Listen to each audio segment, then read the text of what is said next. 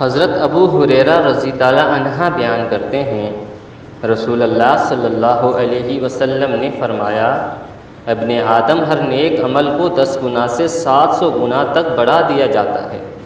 اللہ تعالیٰ فرماتا ہے، روزے کی سوا کیونکہ وہ میرے لیے ہے اور میں اس کی جزا دوں گا۔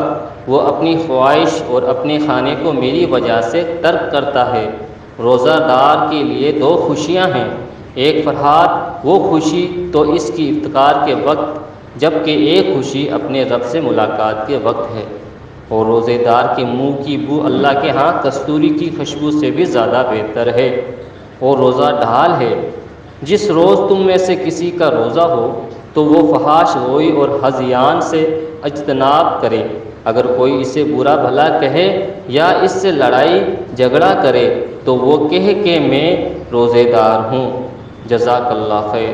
اس ویڈیو کو ضرور شیئر کر دیجئے گا، آپ کے ایک شیئر کرنے سے انشاءاللہ کسی کے علم میں اضافہ ہو جائے گا، اللہ پاک اس کا آپ کو اجر بھی دے گا۔ جزاک اللہ خیر۔